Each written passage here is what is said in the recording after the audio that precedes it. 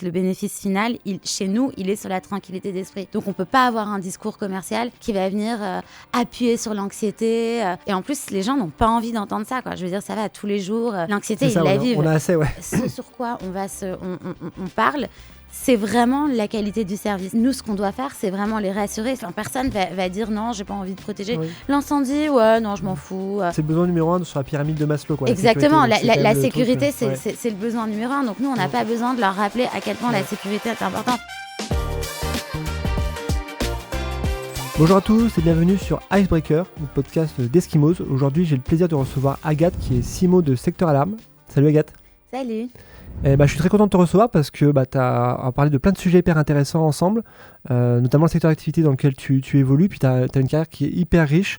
On va le voir, tu as basculé d'un univers effectivement grande consommation à un univers autour de la télésurveillance, et puis tu as connu plein de postes, une belle évolution, et surtout tu as beaucoup de convictions que tu m'as partagées juste avant l'enregistrement, et donc on va pouvoir deep diver. Chez Icebreaker, on a une tradition, c'est on commence toujours par une séquence qu'on appelle Two Shoes. Et Two Shoes, c'est quoi ? C'est 45 secondes où l'invité doit se présenter, nous dire qui il est et ce qu'il fait. Donc je te laisse la parole. Ok, très bien. Donc moi, c'est Agathe Marionneau. Je suis directrice de marketing de Secteur Alarme France. Ça veut dire qu'on s'occupe à la fois... Enfin, notre rôle, c'est de faire grandir la marque qui n'existe en France que depuis un peu moins de 7 ans, qui est dans un secteur qui est aussi très peu connu. On n'a pas de présence physique. Donc, l'enjeu de faire croître la marque est assez important pour générer du lead. À la fin, nous, ce qu'on va faire, c'est générer du lead qualifié pour les commerciaux. Et en plus de ça, je suis aussi en charge de la marque employeur, sachant que nous, on recrute à peu près en moyenne une centaine de commerciaux par mois. Donc, c'est un enjeu business assez important. Donc, j'ai aussi la responsabilité de m'occuper des campagnes de recrutement. Ça, c'est assez nouveau. Et donc, le marketing chez Secteur Alarme, ça va aller de l'offline, du SEO, du JO, des campagnes d'acquisition à la gestion du site web, de la conversion, la gestion de la com, du contenu. Pour ça, on a à peu près une équipe de 10 personnes et on a 5 agences aussi qui travaillent, qui sont vraiment partie intégrante de nos équipes, qui sont vraiment des partenaires stratégiques pour nous. Et donc, c'est assez excitant, en fait, comme rôle, le rôle de directeur marketing chez Secteur Alarme, parce qu'à la fois, on a des sujets data, tech, et en même temps, on doit toujours être super proche du terrain, super proche de l'humain, avec toujours cette marque comme point central, en fait, de tout ce qu'on fait. Et en fait, ça rend le job hyper complet et hyper excitant. Ouais, c'est un super secteur, la télésurveillance. C'est un secteur qui... sur le papier potentiellement pas sexy pour certaines personnes, mais moi je trouve qu'il est hyper stimulant parce que c'est des secteurs où les budgets sont hyper importants, où il y a une rigueur et une maturité en termes de lead gen qui est, je pense, l'une des meilleures dans les différents secteurs qui existent. Moi j'ai travaillé un peu pour l'alarme et télésurveillance dans une ancienne vie, et surtout c'est qu'il y a une habitude de la rentabilité qui fait que toutes les fonctions qu'elles doivent être au cordeau dans leur gestion des budgets, de leurs actions. Elles doivent viser à une certaine efficacité pour générer de la rentabilité. Et il y a un alignement, tu l'as dit, entre le marketing et le commerce qui est hyper important. Donc on en reviendra. Mais en tout cas, je trouve que c'est un secteur qu'on sous-estime et qu'on valorise pas assez, alors qu'ils sont souvent best in class. Mais souvent best in class, je trouve, dans les pratiques du marketing. On a une deuxième séquence aussi, Agathe, c'est séquence Icebreaker, ça porte bien son nom. Je t'ai demandé de préparer en amont, effectivement, 2 vérités et un mensonge que tu vas nous partager, puis moi je vais essayer de deviner. Alors j'ai un petit palmarès personnel qui fait que je me trompe souvent, donc à voir si je continue sur ma mauvaise lancée et je vais être meilleur enquêteur cette fois-ci. D'accord, bon, moi j'ai pas fait trop de pièges, donc je pense que tu devrais y arriver. Alors la première chose, c'est qu'en fait on a fait un constat qu'on investissait peut-être de façon démesurée dans l'offline, notamment dans la télé, alors que les audiences baissent, et qu'on s'est retrouvé à devoir réinvestir encore plus en digital et en acquisition qu'on ne le pensait. En fait, on a eu un problème de ROI au moment où on s'est lancé dans la télé. Ça, c'est la première chose. La deuxième chose, c'est que dans ma vie, j'ai été ramasseuse de pigeons sur un tournage. Et la troisième chose, c'est que j'écoute presque plus que 15 heures de podcast par semaine. Pas mal, ouais. Bah, tu vois, je sais pas si je vais réussir. Podcast, ça j'y crois assez. Que tu écoutes 15 heures. Est-ce que c'est vrai? Ouais, c'est vrai. Est-ce que tu as un podcast à nous conseiller Alors, c'est pas des podcasts trop tech, mais il y en a un qui s'appelle Culture Monde sur France Culture. Enfin, moi, je lis pas l'actualité, genre tous les jours. Je suis pas le genre de personne qui a son fil d'actualité, qui sait exactement est-ce que le budget a été voté aujourd'hui. Par contre, j'aime bien quand même être au courant de ce qui se passe dans le monde, en géopolitique. Et Culture Monde, c'est génial parce que c'est une émission par jour sur un thème. Genre, ça va être par exemple les géants de la tech dans le monde. Et chaque jour, il y aura pendant une semaine un sujet géopolitique. Voilà. Donc, je conseille Culture Monde okay. sur France Culture. Bon, bah, je me permets un conseil, moi aussi. Alors, moi, j'aime bien le podcast Soft Power. Soft Power, je crois que c'est aussi France Culture. Moi aussi, je l'adore. J'allais donner celui-ci. Voilà, bah, c'était le deuxième. On n'en a pas parlé avant, mais. Okay. Ouais. Ok, bon, bah, tu vois. On a les mêmes références et qui parlent aussi un peu de tech, de politique, géopolitique. Ça s'inscrit également dans ce que tu dis. Je crois que c'est le dimanche soir qui passe en direct. Et puis après, il y a le podcast, effectivement, après. Et ensuite, le deuxième. Bon, les pigeons morts, ça me paraît fou. Alors, je vais dire, la deuxième vérité, c'est la télé qui a un ROI pas négatif, mais en tout cas difficilement mesurable. Ça j'y crois assez. Ouais, bah ça, c'est faux. C'est faux? D'accord. Ouais. Voilà. Ça, c'est donc, vraiment... donc, tu as ramassé des pigeons, quoi. Ouais. Okay. Pourquoi? En conclusion. Pourquoi En fait, je faisais un stage. Je voulais à tout prix faire un stage. Donc, j'avais à New York, dans une boîte de prod. En réalité, n'importe où. Je voulais juste apprendre à parler anglais. Donc, j'avais harcelé quelqu'un le père d'une amie qui avait une boîte de prod avec une toute petite antenne à New York. Et j'avais fini par être stagiaire pas payée. Enfin, bon, bref. Et je servais à rien parce que je parlais pas anglais. Et un jour, on part sur un tournage où c'était pour le New York Times, où la dernière scène, c'était quelqu'un qui écrivait et puis les pigeons s'envolaient comme ça. Et donc, il fallait ramasser des pigeons et pour assez les mettre dans une cage et les faire s'envoler. Et comme moi, je servais vraiment à rien, le ramasseur de pigeons me demandait de prendre les pigeons et de les laisser s'envoler au moment où on disait action. Ok, bah en tout cas, ça t'a marqué. Moi alors, dès qu'on parle pigeon et New York, ça m'arrive peu souvent dans ma vie, mais je pense à Maman, j'ai raté l'avion. Je crois que c'est le 2. Ouais. Où il y a toute une scène où où le petit Kevin il se fait ami avec une dame au pigeon. Et du coup, j'ai cette image en tête quand tu m'as dit ça, donc je me permets de la partager. Mais ce qui veut dire, le point 3, et c'est un bon point, et je pense que c'est le point là-dessus sur lequel on va pouvoir démarrer, c'est la télé. Là, j'ai reçu une dizaine d'invités ici. On n'a jamais parlé de télé. C'est un peu le grand absent parce que les profils CMO, digitaux, côté startup ou scale-up, la télé, c'est un peu un impensé et ils maximisent leur action sur le développement du produit, le développement des communautés ou le digital. Et toi, c'est vrai que dans ton parcours, tu y reviendras, mais tu as été chez Procter pendant une dizaine d'années, et puis aujourd'hui chez Secteur Alarme. Et dans ces deux entreprises qui ont quand même un ADN très orienté offline, entre guillemets, avec des grosses campagnes.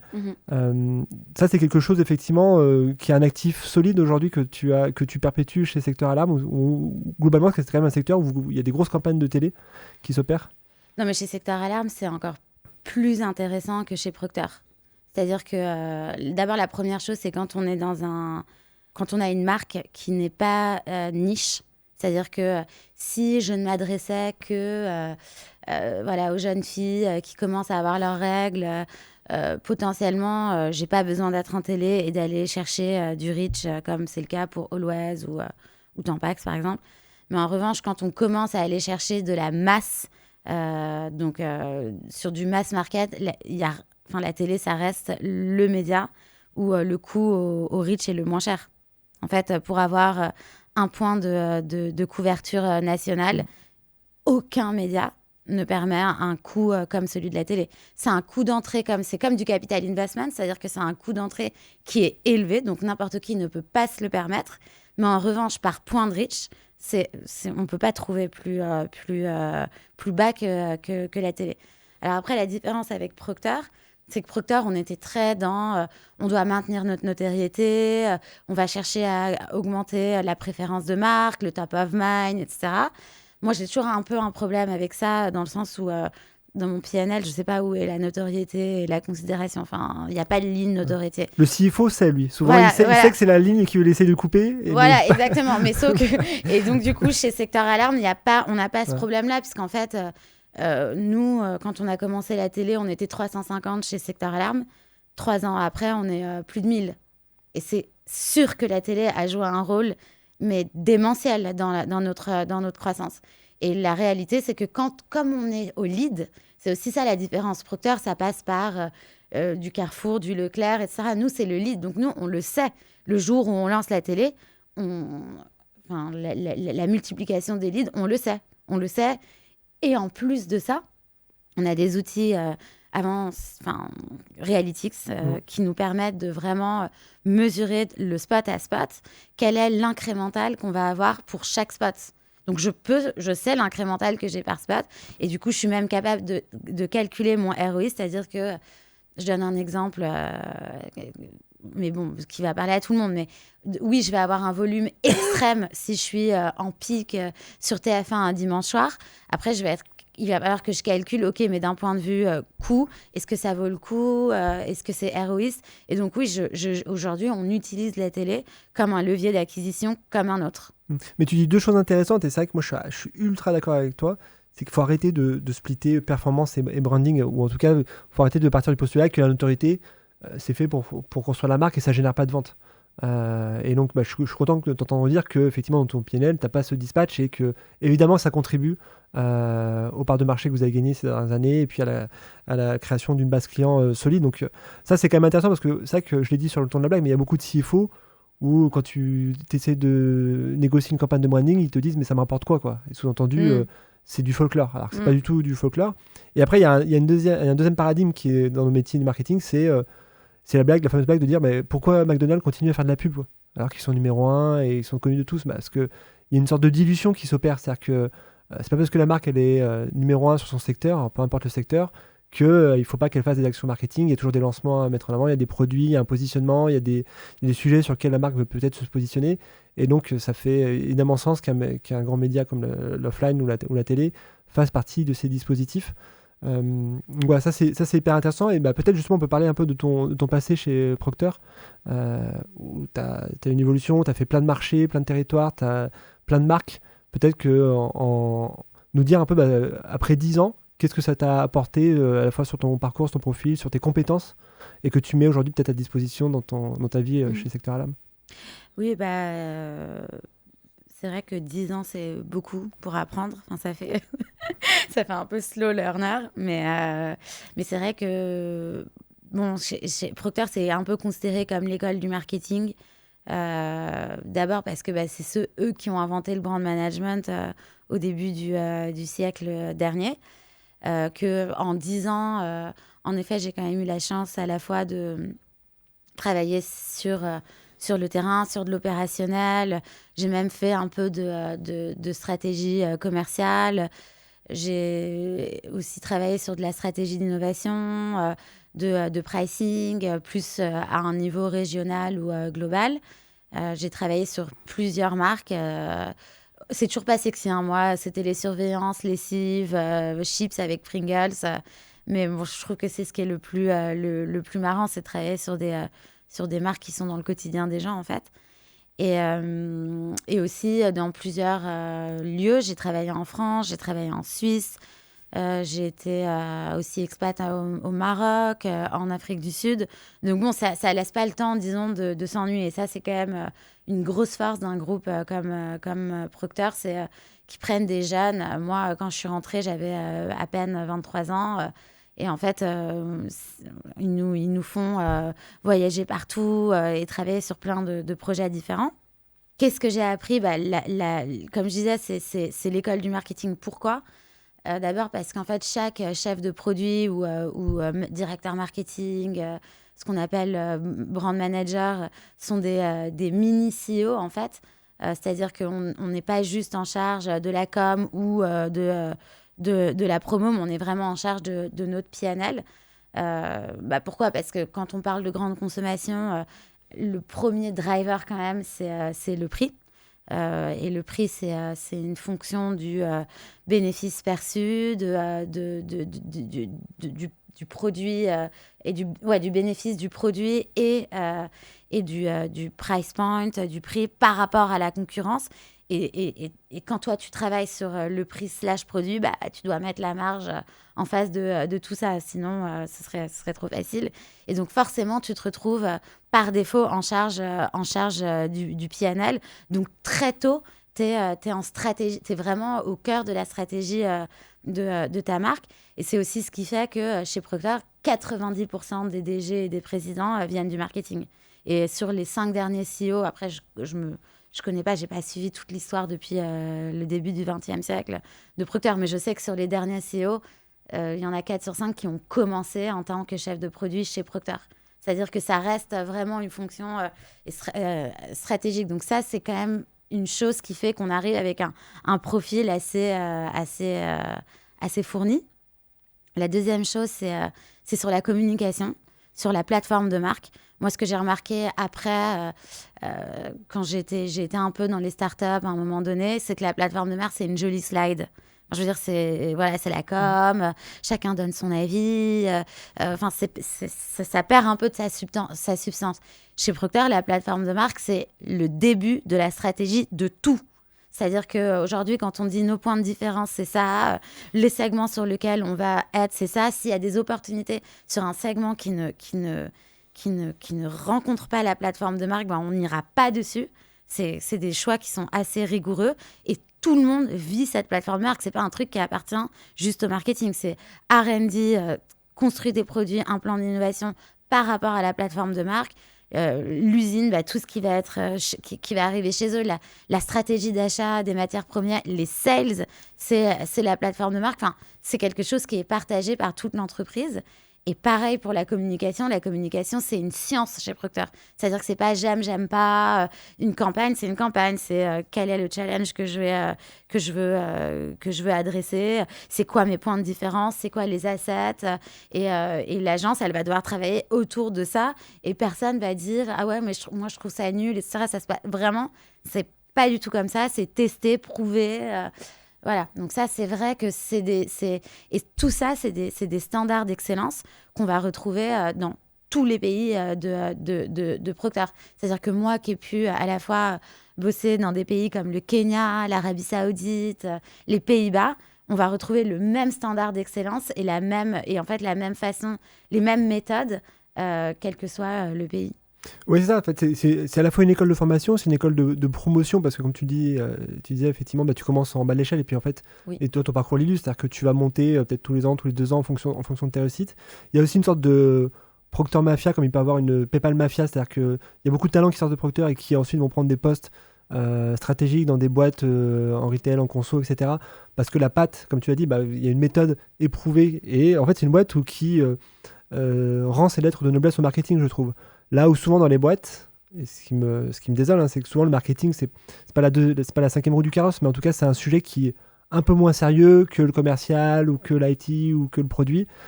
Bah, je trouve chez Procter, et tu l'as bien écrit, c'est que le marketing est hyper central et infuse sur toutes les fonctions, toute la stratégie de la boîte. Il y a une déclaration alors je sais pas si c'est le patron de Procter, mais en tout cas, c'est dans le comité de direction qui a dit cette année, je sais pas si tu l'avais passé, mais que alors Procter, c'est le plus gros annonceur au monde. Hein. Pour toi, tu le sais, mais je le rappelle à tout le monde, c'est des budgets colossaux qui se comptent en milliards. Et en fait, il a annoncé que la moitié des budgets, cette année, allait passer en influence marketing. Ils ont dit, bah, on va arrêter un peu les canaux un peu traditionnels et on va faire de l'influence et de la micro-influence. Et il donne un exemple dans son témoignage, c'est de dire, bah, en Inde, je voudrais avoir un influenceur indien par localité, par microville, etc. Et je trouve ça hyper intéressant parce que il prend à rebours une dynamique qui est, aujourd'hui, on voit que les budgets ils vont plutôt vers des leviers à la perf. Et Procter dit non, enfin, nous, ce qui nous intéresse, c'est pas la perf immédiate, c'est pas rajouter 1 euro à Google Ads ou à Meta, mais c'est faire de l'influence.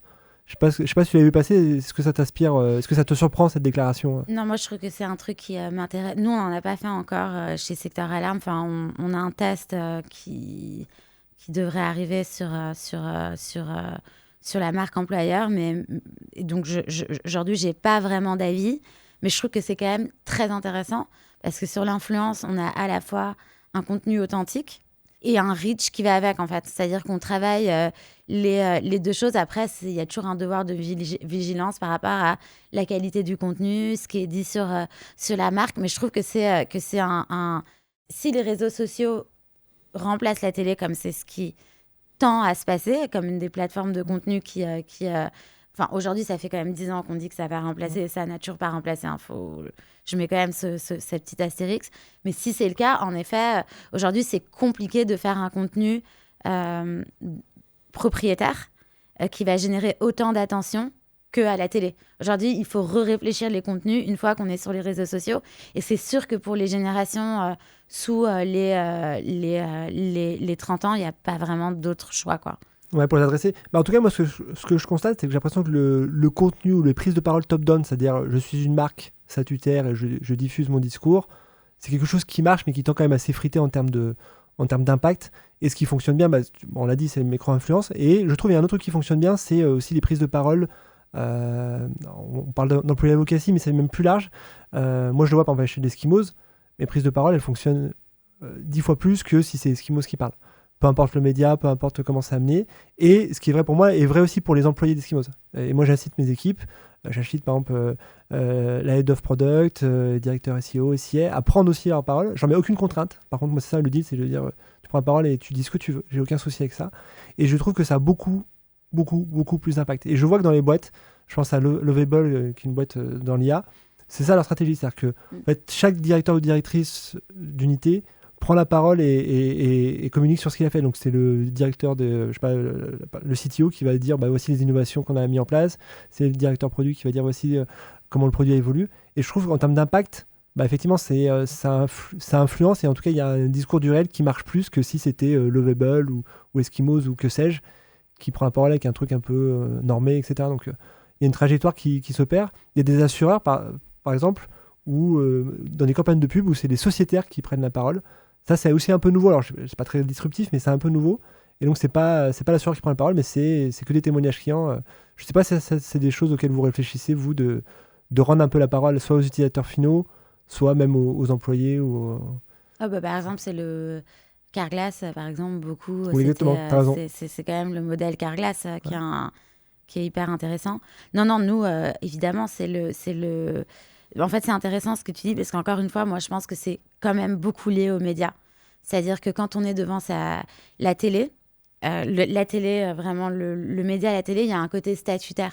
Donc, les gens s'attendent à avoir du cinéma, quoi. Donc, en effet, si là-dessus, on mettait des contenus plus authentiques et plus réels, ce serait vu comme étant un peu cheap, etc. Parce que les gens s'attendent à voir une vraie pub. Et puis, c'est un gage de qualité d'être en télé. Voilà. Mais dès qu'on sort de ça, dès qu'on arrive sur YouTube, sur les réseaux sociaux et tout, là, tout ce qui va être statutaire, à moins que ce soit un contenu vraiment marrant, ce qui est possible avec l'IA, ou vraiment poignant, oui, en effet, les témoignages, et nous, c'est tout un travail qu'on a fait, c'est un des sujets que je voulais aborder avec toi. Nous, un des sujets vraiment sous-jacents, en fait, c'est redonner les avis aux clients, en fait. Que ce soit sur Google, que ce soit sur Trustpilot, que ce soit nos témoignages clients sur le site web. C'est aussi un travail qu'on a fait avec, un gros travail qu'on a fait avec Eskimos. C'est comment, en fait, on met en avant, quand évidemment on a quelque chose à dire, mais nous, on est une boîte de service. Ce qui fait notre différence chez Secteur Alarme, c'est vraiment le service que l'on rend et les équipes que l'on forme. Nous, nos équipes, chaque personne est mesurée sur la satisfaction client à chaque touchpoint. Donc, on sait que telle personne du service client a un score tant avec ses clients. Donc, c'est notre ADN, en fait. Est-ce que vous allez jusqu'à primer? Parce qu'il y a des boîtes qui font ça, notamment dans le secteur auto et banque, où la prime, elle n'est pas sur ce qui est vendu, mais plutôt sur la satisfaction client. Bien sûr. Vous allez jusqu'à... D'accord, ouais. Ouais, bien sûr. C'est intéressant, ça, comme modèle. Ouais, évidemment. Nous, c'est notre ADN. D'accord. C'est-à-dire que la mesure de la majorité des services, elle est sur la satisfaction client. Et ça va plus loin. C'est que, par exemple, si on a un vendeur exceptionnel, nous, nos vendeurs, ils vendent et ils installent. Donc, ils ont toute une batterie de formation et de certification pour installer. Et une bonne installation, c'est une bonne protection. C'est-à-dire qu'aujourd'hui, tous les modèles de télésurveillance avec installation soi-même sont pas vraiment n'ont pas percé du tout, parce qu'en fait, pour bien protéger, il faut une bonne installation. Et même un très très bon vendeur, si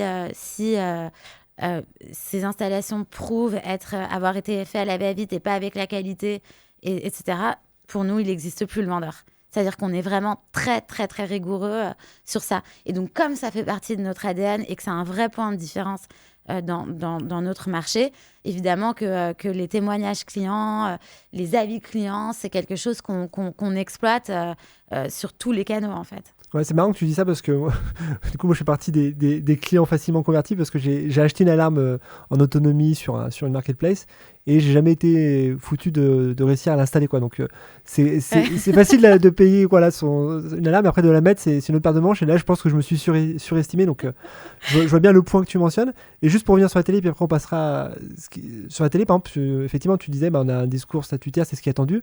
Moi, j'ai le souvenir aussi de marques comme, alors, je vais peut-être écorcher son nom, mais c'est Rosanna, je crois. C'était une eau minérale, je sais pas si tu as en tête, qui avait fait un spot il y a 15 ans ou 20 ans où c'était le patron qui prenait la parole et qui était complètement désuet.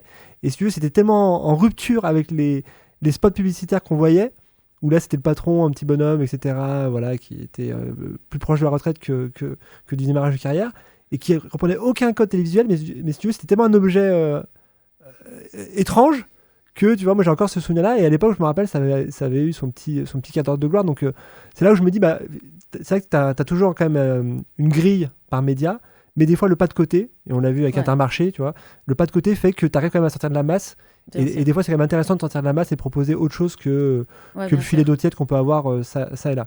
Bon, je ferme la parenthèse. Donc après Procter, effectivement, donc tu t'es réorienté, ou tu étais à ton compte et tu accompagnais des entreprises. Et moi, ce qui m'intéresse, c'est surtout la partie secteur alarme. C'est-à-dire que comment on fait le switch entre Procter et secteur alarme, qui culturellement sont peut-être différents, et tu vas peut-être me dire non, mais en tout cas, voilà, c'est des univers produits qui sont assez différents. Comment on devient CMO de secteur alarme? Alors, il y a deux choses qui étaient différentes. La première, c'est la partie acquisition, qui est évidemment le cœur de ce qu'on fait au marketing chez Secteur Alarme. Donc, vraiment, les campagnes digitales, la génération de leads, la conversion sur le site web, la gestion du site web, même le SEO, évidemment qu'on en faisait chez Procter, mais là, c'est vraiment des sujets qui sont... C'est central, là, ouais. Ouais, exactement, qui sont centraux. Donc ça, c'était nouveau pour moi.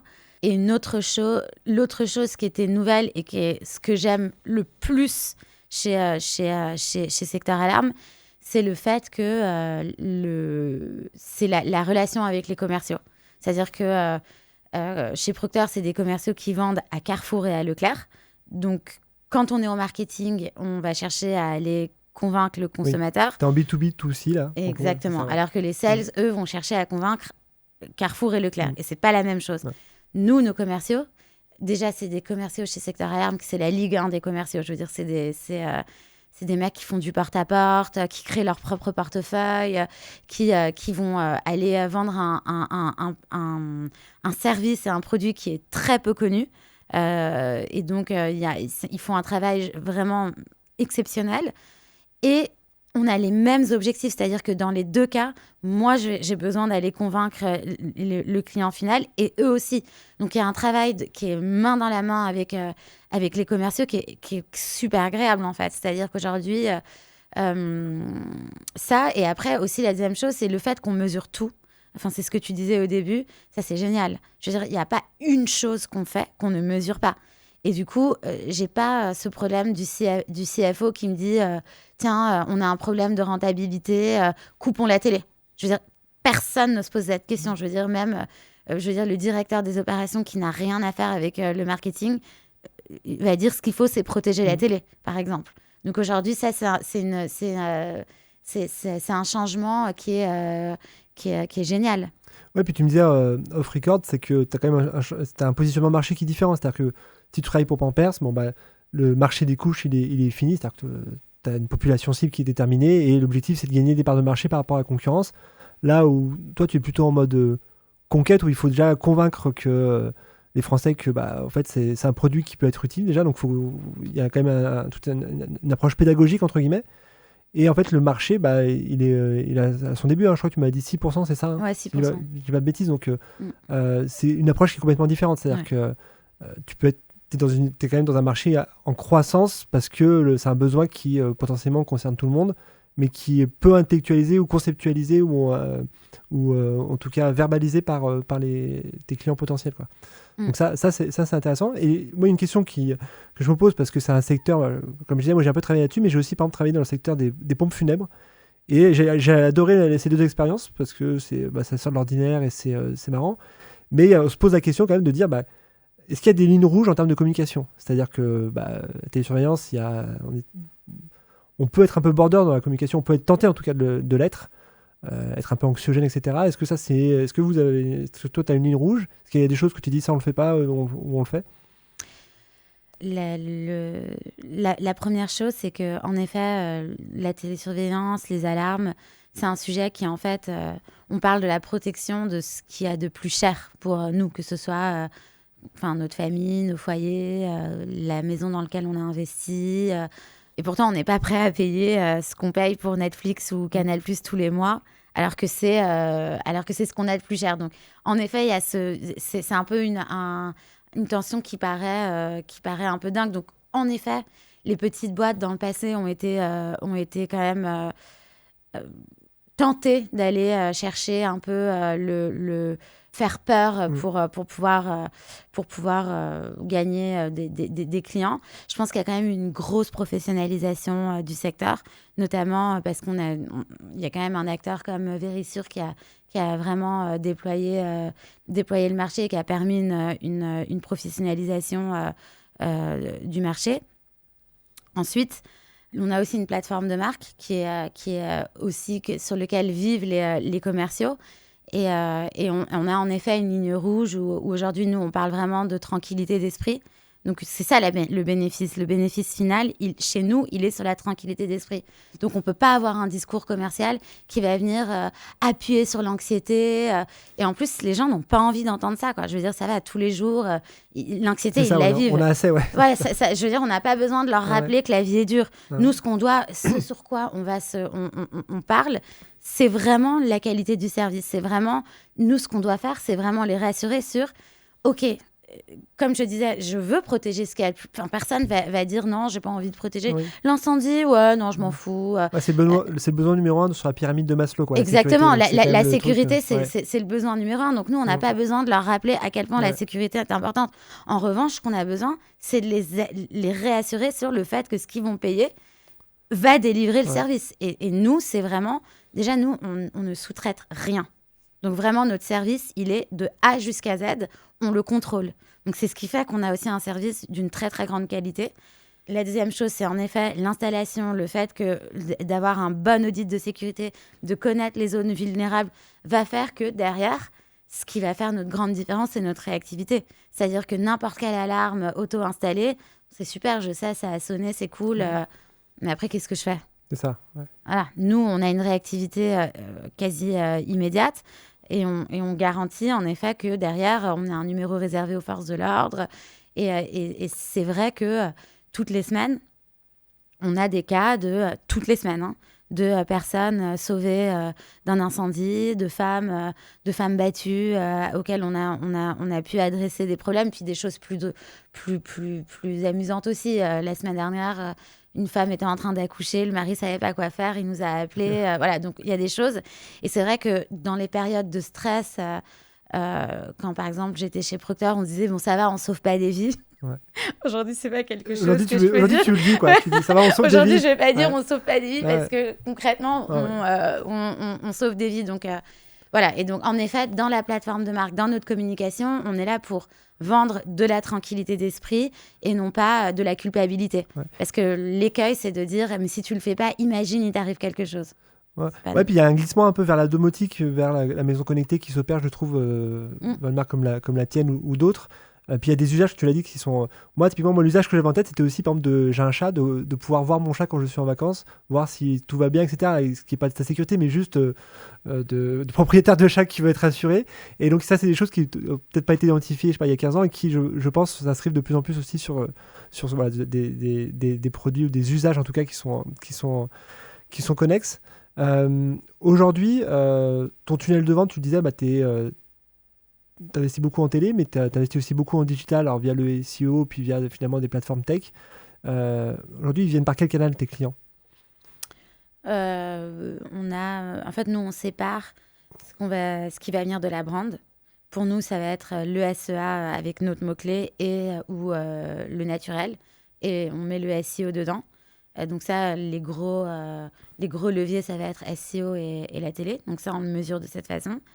Ensuite, on va avoir tout ce qui va être SEA, donc les SEA et display, donc l'univers Google avec des mots-clés hors marque. Et évidemment, Meta. Ensuite, on a une petite diversité, alors en essayant d'éviter la duplication des audiences avec TikTok et Snap, mais ça reste très petit. Et on va avoir les comparateurs de devis. Voilà, ça va être vraiment nos sources d'acquisition premières qui vont arriver sur le site web. On va essayer de les qualifier au max. Ça, il y a un gros travail, évidemment, sur la data, les bons signaux, comment est-ce qu'on qualifie une audience. Et ensuite, sur le site web, on est en A/B test permanent. On a un CRO qui va travailler sur la conversion du trafic à demande de devis, demande de rendez-vous. Et ensuite, on a une équipe qui va rappeler ses prospects. Donc, nous, on est toujours dans la rapidité, hein, quoi qu'il arrive, quel que soit c'est le nerf de la guerre en lead gen. Ouais, nous, c'est vraiment le nerf de la guerre. Mais en plus que c'est vraiment c'est vraiment notre ADN d'être rapide, que ce soit. C'est combien le rappel le cercle. Quand je fais un formulaire, je suis rappelé dans combien de temps? Dans moins d'une minute. Moins d'une minute. Et ça, c'est la guideline interne. Ouais. C'est moins de 60 secondes. Ouais, exactement. Et donc, voilà, les personnes sont rappelées. Ensuite, il y a une prise de rendez-vous avec les commerciaux. Donc, on a quand même un enjeu d'affectation du lead parce que... quelles sont les règles justement d'affectation? Est-ce que tu attribues le lead à la personne qui a le plus de potentiel de le transformer? Est-ce qu'il y a une répartition géographique qui s'opère? Oui, il y a une répartition géographique. Ça, c'est vraiment un enjeu hyper important chez nous. Et c'est pour ça aussi que je m'occupe de la marque employeur. C'est qu'aujourd'hui, on a 54 agences, qu'on a des agences plus ou moins matures. On a un modèle où on a à peu près un tiers de leads qui viennent, d'installations qui viennent du lead, un tiers qui vient du porte-à-porte et un autre tiers qui vient du parrainage de clients. Donc en fait, c'est vraiment les vendeurs qui vont être le plus efficaces pour gérer cet équilibre à qui on va affecter le lead. Et le problème, c'est que quand on fait de la télé, on a quand même moins de contrôle sur où va le lead. Or, je peux très bien avoir énormément de leads. Je donne un exemple complètement au hasard, mais je peux avoir énormément de leads à Lille.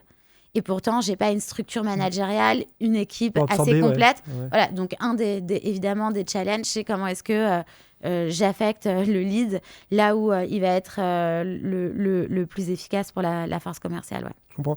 Moi avant, je travaillais chez Meurto. C'était un business de lead, pareil. Je travaillais main dans la main avec les commerciaux, etc.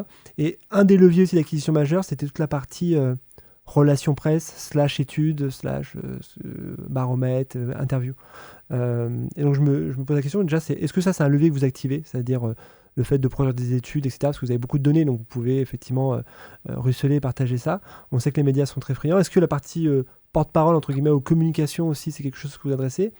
Et ma question, c'est de se dire, est-ce qu'avec le climat actuel, comme tu l'as dit, on est tous assez anxieux, pas besoin d'en rajouter, mais est-ce que si c'est pas un climat porteur, et là-dessus, bah, c'est pas négatif de le dire, voilà, ça peut être le fait que, par exemple, une campagne présidentielle qui s'annonce, où on sent que la thématique de la sécurité ou la vulnérabilité au sens large, ça va être une thématique importante. Est-ce que ça, c'est aussi quelque chose qui vous porte sans le vouloir, mais en tout cas voilà, qui fait que c'est quand même propice pour des business comme le vôtre?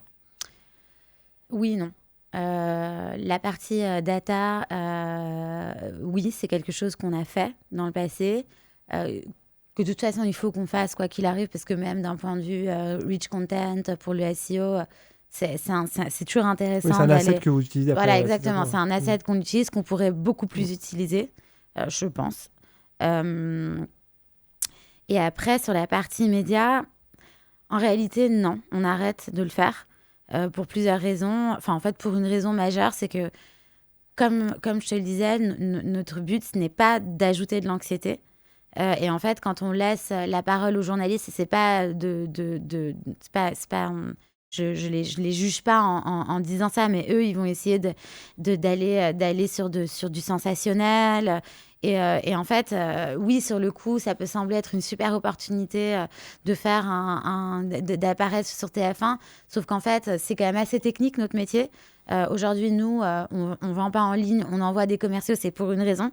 Qu'on a formé, qu'on a certifié, c'est parce qu'ils savent parler du service, et qu'en fait, un journaliste qui aurait fait 5 minutes d'interview avec nous, qui va après parler du service de façon sensationnelle, ça peut apporter plus de problèmes à la marque que d'avantages. Je comprends. Et c'est marrant parce que cette semaine, alors le hasard, hein, j'ai été interviewé par France 3 dans ma vie perso sur le lait infantile. Je ne sais pas si tu as des enfants, mais il y a certaines marques de lait infantile, effectivement, qui ont provoqué la mort tragique de 2 nourrissons. Et donc moi, je passais avec mes enfants devant l'école, ils m'ont interrogé avec des questions très anxiogènes en disant là, est-ce que vous avez peur, est-ce que vous avez changé de marque, etc. Et moi, j'étais le mauvais client parce que je disais non, au contraire, je disais que j'ai reçu une alerte de mon supermarché, j'ai trouvé ça super parce que moi, j'ai pas suivi le sujet. Et j'ai reçu l'alerte dès le lendemain, et donc j'ai pu analyser, et je trouvais que c'était plutôt bien fait. Et du coup, ils ont tout coupé, si tu veux, ils ont laissé la seule demi-phrase un peu anxiogène que j'avais dit, parce que ça correspondait à l'angle qu'ils voulaient effectivement donner au reportage. Et donc, bon, bah voilà, c'est comme ça, c'est le jeu, mais ça illustre un peu ce que tu as dit sur effectivement qu'on maîtrise pas forcément le discours, que à la fin des fins, bah, ils sont quand même garants, en tout cas, c'est eux qui ont la main sur l'orientation qu'ils veulent te donner. Sur le témoignage. Agathe, avant de commencer effectivement l'enregistrement, je t'ai demandé de mettre par écrit finalement les 3 priorités de Secteur Alarme pour cette année, que je vous présente ici. Donc la première priorité, c'est la télé. Alors on en a un peu parlé. Ça veut dire quoi? Ça veut dire que vous allez faire encore plus de télé qu'avant? Non, en fait, c'était par rapport au challenge. C'est que même si je disais au début que la télé, ça reste un outil très puissant pour le business, la performance, la génération de leads, que nous, on sait exactement comment mesurer, donc on l'utilise comme un outil de performance. Pour autant, la réalité est que l'audience baisse, que les inventaires télé baissent, et qu'aujourd'hui, encore une fois, au coût par reach, par point de couverture, il n'y a aucune alternative. C'est-à-dire que, oui, il y a YouTube, il y a les plateformes SVOD, mais par point de reach, c'est 3 fois à 6 fois plus cher, voire 10 fois plus cher que la télé. Vous avez testé d'ailleurs la CTV, est-ce que du Netflix, du Disney, c'est des choses que vous avez testées? Disney, Netflix, non, parce qu'aujourd'hui, les inventaires sont quand même limités et sont à un coût c'est ça, le CPM est très élevé. Extrêmement élevé. En revanche, même YouTube, on a testé. Et aujourd'hui, c'est intéressant si on va chercher, en effet, du coût marginal. C'est intéressant pour la géologue, dont je te reparlerai après. En effet, on doit aller chercher de l'audience en plus. Voilà, parce que mais ça aura un coût marginal. C'est un coût marginal, donc c'est beaucoup plus élevé. Et le point de reach de YouTube, il est beaucoup plus élevé que celui de la télé. Enfin, je sais bien qu'il n'y a pas d'équivalence, mais on peut toujours quand même essayer de faire des équivalences au coût à l'impression, et c'est beaucoup plus cher. En tout cas, tu es obligé d'arbitrer en tant que CMO, et tu te dis que le budget, tu le mettrais plutôt sur la télé que sur le CTV. Et c'est marrant parce que la semaine dernière, il y a Matt Damon, donc l'acteur américain, qui a témoigné de qu'est-ce que Netflix avait changé sur les productions cinéma / télévisuel. Je ne sais pas si tu l'as vu ça, et c'est intéressant parce que moi je me demandais pourquoi je lâchais Netflix depuis 1 an ou 2 ans, et je me suis abonné au cinéma et je ne comprenais pas pourquoi, je sentais juste que ça me plaisait moins. Et lui, il l'explique très clairement, il dit que avec Netflix, il y a un nouveau cahier des charges sur la production de films qui change 3 choses. C'est que d'une part, ils sont obligés maintenant de mettre des hooks dès le début du film, alors qu'avant il y avait une montée crescendo, c'était en 3 actes, et puis le momentum c'était à la fin du film. Parce que quand tu allumais ta télé ou que tu allais au cinéma, tu étais un peu piégé. Alors que maintenant, avec Netflix, si tu captes pas dans les 3 minutes, un peu comme quand tu fais un post sur les réseaux sociaux, il faut que tu aies un hook tout de suite. Donc ça a changé la narration. Ce qui a changé aussi, c'est le cadre Netflix, quand ils produisent un film, ils pensent distribution. Donc ils le pensent en distribution verticale sur les réseaux sociaux. Et donc, les réalisateurs, ils doivent cadrer. Et donc, toute l'action doit être au centre de l'image et rien ne peut être sur les contours. Et donc ça change quand même la façon de filmer, de produire un film. Et le troisième élément différenciant, c'est qu'ils ont conceptualisé que 100% de la consommation de Netflix se faisait à l'oreille, entre guillemets. C'est-à-dire que les gens, quand ils sont sur Netflix, ils sont sur leur portable. Et donc, aujourd'hui, dans les scénarios, ils sont obligés d'être beaucoup plus verbeux. Ils rajoutent beaucoup plus de texte. Et c'est pour ça que quand tu regardes une série Netflix ou un film, le personnage principal répète 15 fois que c'est le personnage principal, que c'est le frère d'eux ou la sœur d'eux, parce que le consommateur final, il regarde pas trop, quoi. Et donc, il oublie qui est la personne qui parle depuis 15 minutes. Et donc, ils sont obligés de rajouter en disant « Hey, coucou, tu te rappelles, c'est moi le frère et je dois tuer telle personne. » Et donc, tout ça pour dire quoi ? Pour dire que je suis même pas certain de l'efficacité, finalement, des pubs sur ces plateformes, parce que tu as dit déjà, le CPM est très cher. Et deux, si en plus tu as ton portable, etc., alors sur la télé, tu peux aussi l'avoir, mais j'ai l'impression que c'est un peu moins le cas. J'ai pas d'études, mais en tout cas, tu es très distrait finalement sur ces plateformes-là. Et donc, je pense que l'impact publicitaire, il me paraît vraiment, vraiment très faible. Ouais, c'est clair. En fait, en fait, ça me fait penser à deux choses, ce que tu dis. Un, le fait que de toute façon, quand on parle de médias, c'est-à-dire hors acquisition, de branding, il y a quand même un élément dont on ne parle jamais, parce qu'on parle toujours de l'aspect performance média. Même dans la notoriété, il y a de la performance média. Comment j'obtiens le meilleur coup en reach / répétition, quel que soit le média, c'est quand même ce qu'on va aller chercher, ou par impression. Mais en fait, il y a quand même un truc qui va jouer, c'est la qualité de la créa. Et la qualité de la créa, ça ne veut pas dire que je suis capable de faire un film hollywoodien, mais c'est que je suis capable d'avoir des assets qui vont... d'avoir un message que les gens vont retenir, et des assets que les gens vont retenir aussi. C'est-à-dire que nous, on a quand même de la chance chez Secteur Alarme qu'on a un spot publicitaire qui a un souvenir assez important aujourd'hui. Quand on tape à la porte, il y a toujours un enfant pour nous chanter la chanson. Même si les gens sont un peu en roulant leurs yeux à l'air, ah oui, c'est vous, les 20 secondes chrono, ça permet quand même d'engager la discussion. Donc, quand même, quand on est sur la flamme, c'est 50% d'achat média et 50% d'efficacité créative. Donc ça, c'est aussi la différence avec de l'acquisition pure, où dans l'acquisition, on est sur 90% d'efficacité média et 10% d'annonces, créa, etc. Donc ça, c'est quand même une grosse différence. Hein. Et ça, c'est un débat que j'avais dernièrement avec un CMO. C'est-à-dire qu'on parlait de Carglass, justement, que tu as cité. Carglass, c'est du gros rouge qui tâche, quoi. C'est une pub matraquée, mais qui n'est pas très ambitieuse d'un point de vue créatif. Mais honnêtement, en termes de gimmick, je pense que c'est peut-être la pub qui est le plus connue dans la population française. Et lui, il me disait, oui, mais cet investissement-là, c'est-à-dire que s'ils avaient investi plus en créa et moins en médias, s'ils avaient passé plus de temps sur la signature de marque, sur la plateforme de marque, etc., et peut-être moins en diffusion télé, bah pour lui, ce serait encore, en termes de pénétration, il serait encore meilleur. Et moi, je n'ai pas ce postulat, et je ne sais pas qui a raison ou tort, mais je pense que la stratégie de Carglass, elle est plutôt bien rodée. Et c'est un peu ce qu'avait aussi fait Direct Assurance. Ils avaient une gimmick, là, le fameux enfin bref, que tout le monde connaît. Et j'ai l'impression que des fois, tu vois, on a une exigence créative qui fait que on veut toujours avoir le spot le plus léché, etc. Et que des fois, le truc un peu grossier, entre guillemets, ça cartonne, parce que tu crées un mème, tu crées un gimmick, tu l'as dit, quand tu sonnes, ils te font les 20 secondes chrono. Des fois, le marketing, des fois, c'est assez basique. Ça fait appel à tes sens un peu primaires. Et la répétition, c'est quand même un des leviers quand même le plus efficace en marketing parmi d'autres. Ouais, alors en fait, il y a le fond et la forme, parce que la répétition, il y a aussi je vais bien. Il n'y avait pas trop de fond et... Ouais. On ne pouvait plus à la fin. Désolée de te rappeler de très mauvais souvenirs. On n'allait plus bien à la fin, quoi, c'est ça. Exactement, mais après, ce que Carglass ont sauvé en argent, en budget créa, je pense pas que ça aurait pu... Enfin, je veux dire, l'achat média, il est quand même il est monstrueux chez eux. Tellement monstrueux chez Carglass que je pense que même s'ils avaient rajouté 50 000, 100 000 euros à leur créa, je pense pas que ça a changé la face du monde de leur plan média. Et au contraire, Carglass, il y a une stratégie derrière. C'est pas juste Carglass remplace, Carglass répare, Carglass remplace. C'est bien sûr qu'il y a le gimmick de la musique, mais derrière, il y a vraiment une stratégie. c'est qu'on était dans un milieu où les gens se faisaient arnaquer en permanence quand il s'agissait de la réparation de leur voiture, qu'ils ont essayé de professionnaliser les choses, tout en restant quand même le côté du service du coin. Parce que c'était ça leur concurrence à Carglass.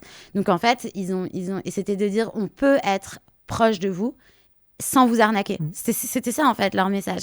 Et donc derrière, évidemment, ils viennent avec une créa avec des vraies personnes de chez eux parce qu'ils veulent rester service de proximité. Et derrière, ils ont par contre une marque qui va te répéter avec une musique qui va rester et qui va t'apporter quelque chose de plus positif dans ta journée. Donc en fait, c'est pas juste qu'ils ont fait un gimmick qui a bien marché, c'est derrière il y a une vraie stratégie, il y a une vraie stratégie sur le message qu'ils veulent envoyer. Mais le gimmick est fort, hein. Je crois que c'est une boîte anglaise qui avait déjà fait ça sur notre marque et qui a reproduit. Moi, ma fille qui a 6 ans, ça fait au moins 2 ou 3 ans qu'elle me sort Carglass répare, quoi. Donc comme quoi ça imprime les cerveaux et donc ils sont assez forts. Tu as en deuxième défi, surprise, tu as parlé de l'IA. Donc alors, dis-nous en plus sur l'IA. Bah justement, c'était la transition que je voulais faire par rapport à ce que tu disais sur Netflix. Tout le monde va dire, je pense que n'importe quel invité que tu auras ici va te dire l'IA. Hein, je veux dire, c'est toi, tu dois y penser en me rasant toi particulièrement, aussi, voilà, en te rasant, tu dois dire qu'est-ce que je vais faire. Mais en fait, donc oui, il y a un besoin d'apprendre pour gagner en productivité. Je pense que sans devenir complètement débile, c'est aussi le point de vigilance. C'est comment on gagne en productivité sans s'arrêter de penser. Il y a évidemment le géo. Et après, il y a aussi sur la créa. Ce que tu disais sur Netflix, où en fait, les gens n'en peuvent plus du format Netflix. L'IA, il y a des tas de trucs à faire. Mais par contre, il faut que ce soit au service de la créativité. On ne sortira jamais de la création humaine. C'est-à-dire qu'aujourd'hui, vouloir refaire quelque chose qu'on faisait avant avec de l'IA, les gens, ils le voient. Enfin, je veux dire, on perd cet aspect humain, ça finit par se voir. C'est comme même dans les écritures, on le voit, ça se voit aujourd'hui. Un post qui est écrit par l'IA, je veux dire, on le sait. On sait, on va sur LinkedIn, on voit, ah bah ça, c'est sûr que ça a été écrit par l'IA. Les créas, et après, on peut faire des créas qui sont ouvertement de l'IA, parce que c'est marrant, comme il y avait eu toute une trend où en gros ils mettaient des posts enfin ils montraient des gens avec leur métier, c'était des bébés. Voilà, ça on sait que c'est de l'IA et c'est mignon et les gens adorent, mais d'essayer d'être quand même dans le réel mais en faisant avec de l'IA, ça va être problématique. Donc en fait c'est tout l'équilibre qu'il va falloir chercher. Moi aujourd'hui le challenge il est sur 2 choses. 1, la formation, comment on se forme, comment on se plante. Et 2, si on veut apprendre, si on veut être meilleur sur des tas de sujets, comment je crée de l'espace dans le workload de mes équipes sans perdre le focus sur aujourd'hui ce qu'on doit délivrer et l'IA n'apporte encore pas le business dont j'ai besoin. Ouais. Bah, y a plusieurs points, c'est intéressant. Moi, c'est-à-dire que sur l'IA, effectivement, moi tu l'as dit, c'est un sujet du quotidien, c'est un peu devenu une obsession maintenant. Moi déjà la conviction que j'ai, c'est que je trouve que je n'étais pas sûr, mais j'ai acté que je trouve qu'on a de la chance de vivre cette période-là. C'est-à-dire que dans une vie, tu vis peu de ruptures technologiques de cette ampleur, hein. Je pense que tu as peut-être l'arrivée de l'électricité, et puis peut-être des ordinateurs, et puis voilà quoi, ou d'internet. Mais en tout cas, donc on a quand même de la chance, même si ça crée plein de bouleversements, voilà, le cerveau il est quand même mis à rude épreuve, etc. Et je trouve d'autant plus en marketing où l'IA ça change à la fois tes processus, tes protocoles de production, de travail. Et puis, c'est aussi un terrain de jeu parce que, comme tu l'as dit, tu as le géo. Et donc, on a quand même la chance aussi d'avoir un nouveau terrain de jeu sur lequel on va pouvoir effectivement aller adresser des audiences, influencer des audiences, comme on le fait par ailleurs sur d'autres territoires. Donc ça, c'est le premier point. Il y a une étude de Claude, donc Claude qui est le concurrent de ChatGPT, voilà, Perplexity, je le dis pour tout le monde, qui est paru là cette semaine, que j'ai décortiqué vraiment pas mal, c'est une 50aine de pages, sur les usages. Et en fait, ce qu'on constate, moi, il y a 2 choses qui m'ont pas perturbé, mais qui m'ont surpris, c'est que l'IA est très bonne pour des tâches simples et pas très bonne pour les tâches complexes. Les tâches complexes, c'est quoi? Dans cette étude, c'est les tâches qui demandent plus de 2 heures de travail humain. Donc tout ce qui demande entre 0 et 2 heures, Claude sait le faire et a un taux de succès de 80%. Tout ce qui est au-dessus de 2 heures, le taux d'échec est autour de 50%.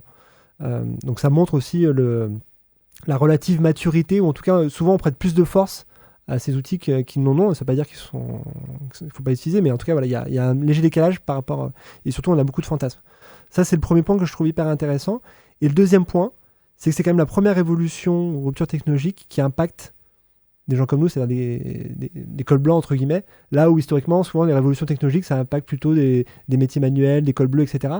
Et donc, ça nous pose, c'est là où je pense qu'on est un peu comme une poule devant un couteau, c'est-à-dire qu'on ne sait pas trop l'utiliser, on pensait être un peu épargné par ce type de disruption, et là, on le prend en pleine tête.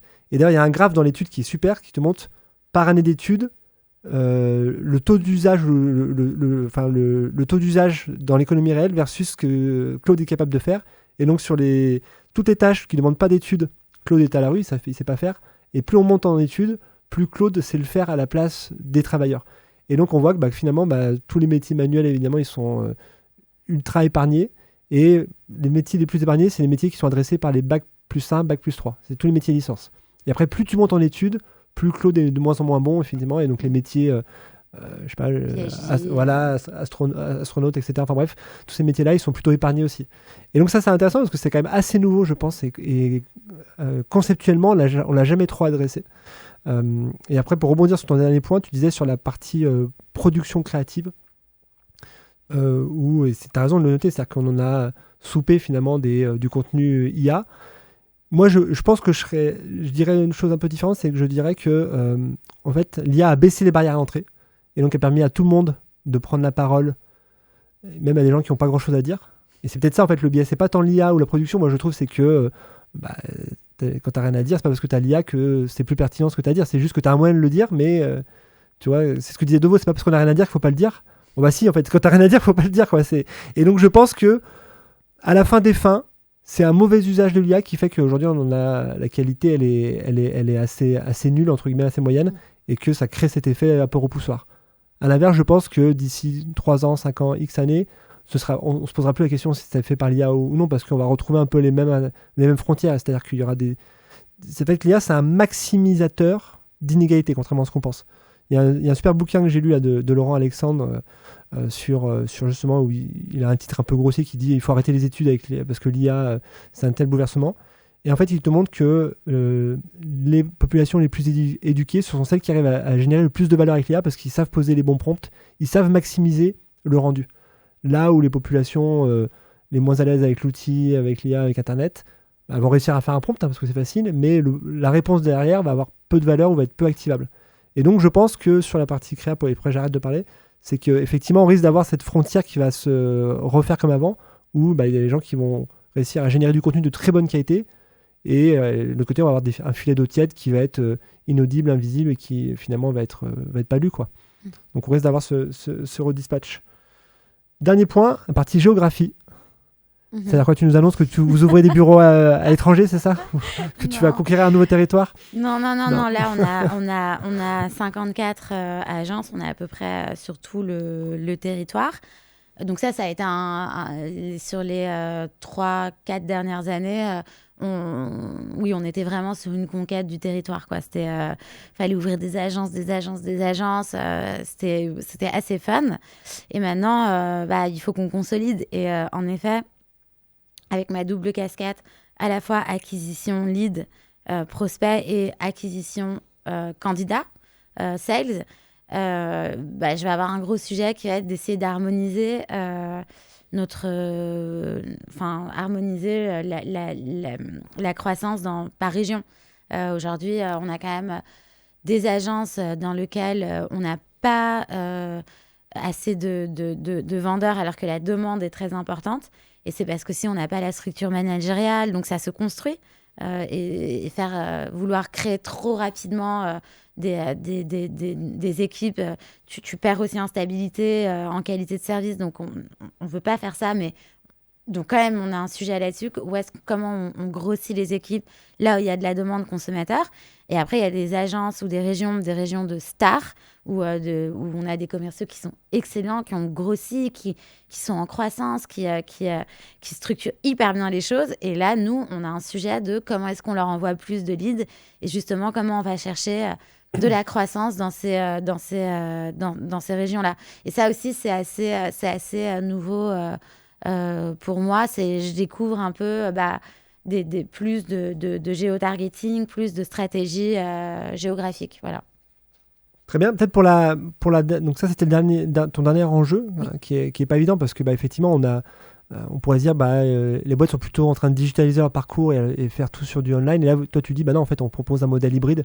Tu peux évidemment faire du online et peut-être être appelé par un conseiller en plateforme ou un vendeur en plateforme, mais tu as aussi du local et c'est important. Il y a peut-être des populations sur lesquelles effectivement c'est important. Dernière séquence, c'est un peu la séquence « et si » entre guillemets, où je te pose des questions. Je t'ai demandé de réfléchir à un effet boule de neige, c'est-à-dire à une action effectivement ou quelque chose que tu as mis en place chez Secteur Alarme et qui a généré finalement un effet levier assez important. Est-ce que tu as un conseil comme ça ou un retour d'expérience à nous partager? Je vais revenir à la géographie. J'appelle ça la géographie. Juste parce qu'il y a un autre aspect que je voulais dire, pourquoi c'est très important aussi de garder une géographie, c'est que quand tu fais de l'acquisition digitale, le nerf de la guerre, c'est quand même la data. Donc plus tu restreins et plus tu essaies d'avoir des stratégies géolocalisées, ce qu'on nous a vendu pendant des années, moins en fait est efficace et tu optimises. Donc c'est vraiment un sujet important. Et une des choses qui nous a vraiment... que moi, j'avais peut-être sous-évalué, alors que ça paraît évident, c'est les avis clients. Notamment la gestion des pages Google My Business. Ça fait très business de pizzeria. Il me faut mes 5 étoiles sur Google, mais nous, on a 54 agences et on a vraiment un travail avec les commerciaux qui est chaque mois, on va voir, en fonction du nombre de clients que vous avez acquis, combien d'avis vous avez réussi à récolter, est-ce que les avis sont bons et comment on exploite après cette donnée. Alors, on a aussi Trustpilot, où on a toute une stratégie de collecte d'avis. C'est quelque chose qu'on a aussi travaillé avec Eskimos, puisque pour chaque page Google My Business, on l'anime. On a une page du website qui va avec, une page qui est animée aussi par les équipes de vente. Donc, c'est vraiment un truc qui est collectif, c'est une fierté collective en fait. Donc ça a aussi un impact sur la marque employeur.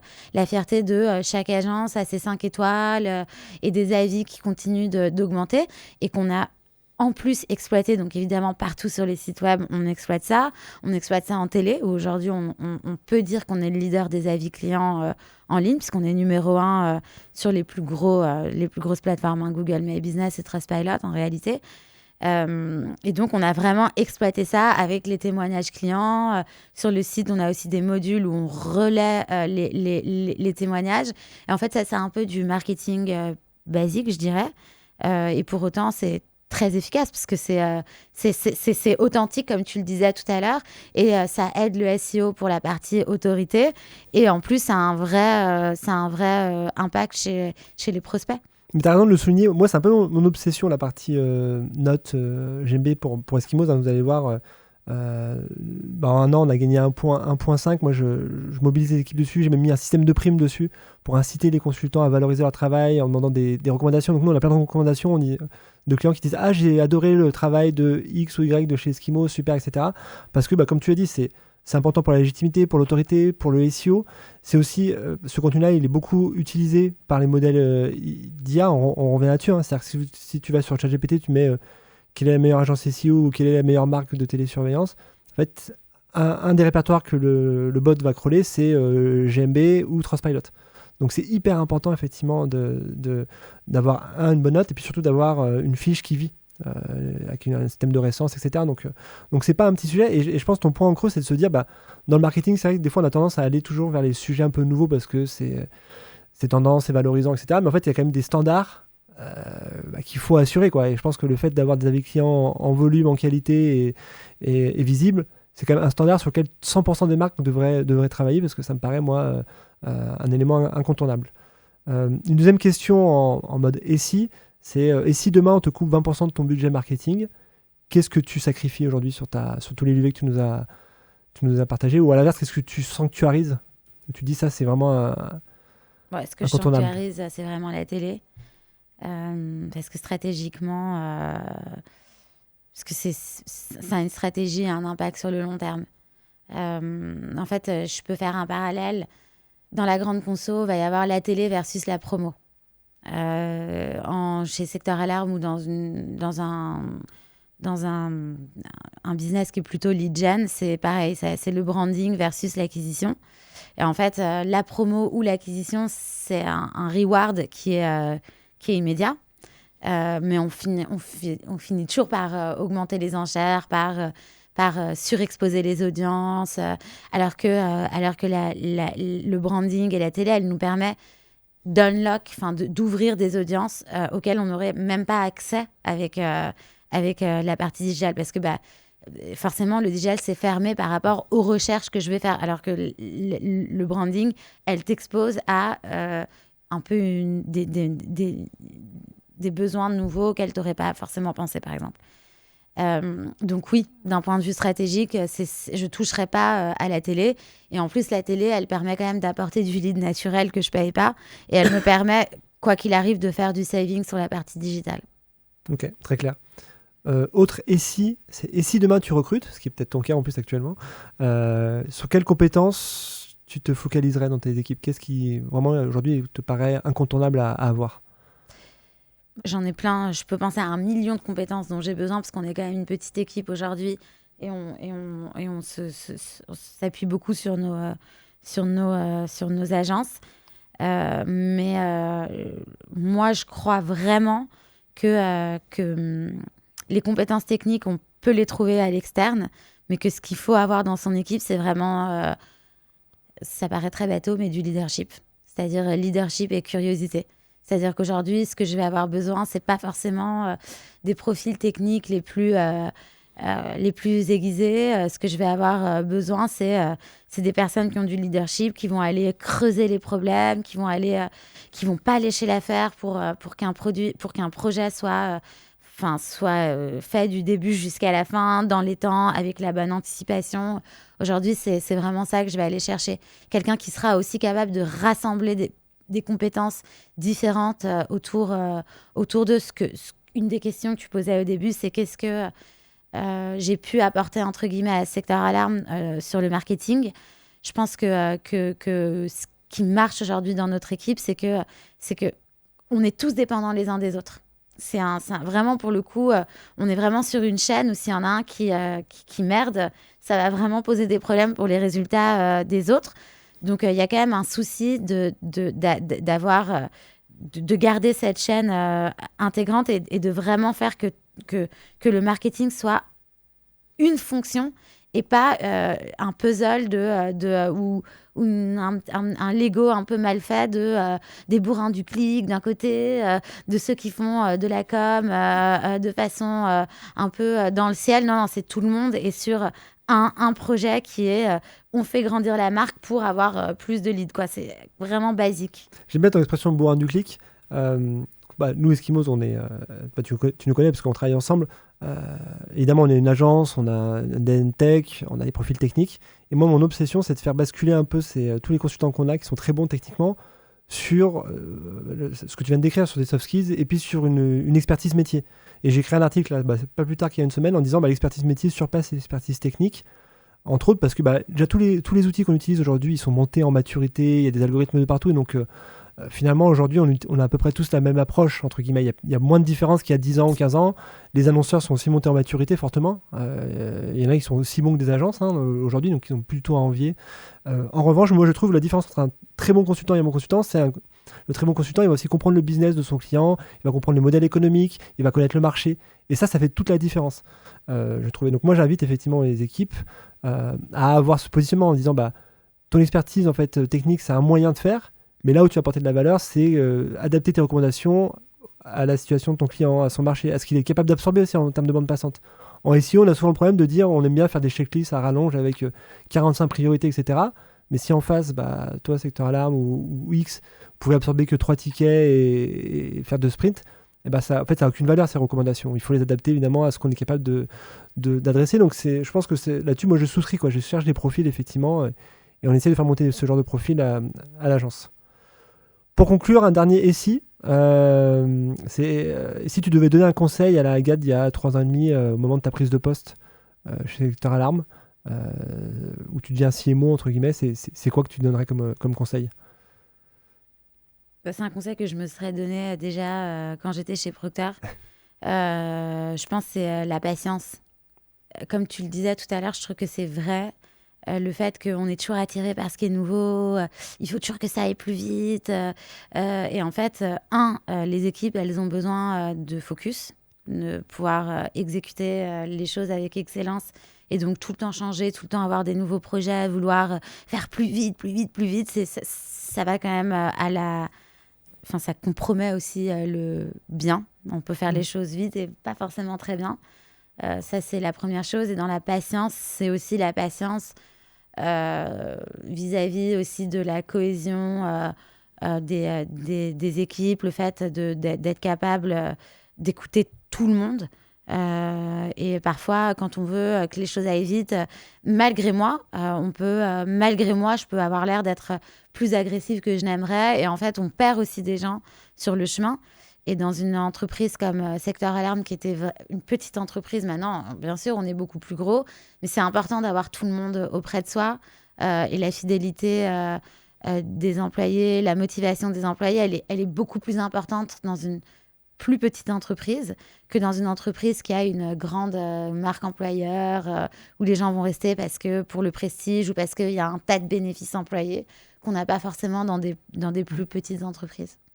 Super, merci Agathe. Il n'y a pas de quoi. Merci à tous. Merci à tous d'être restés jusqu'au bout. J'espère que ça vous a plu. Moi, je trouve que c'était un excellent épisode. Honnêtement, tu as partagé plein de choses hyper actionnables et tu as un super retour d'expérience. Et puis, je vous dis rendez-vous dans 2 semaines pour le prochain épisode. Au revoir.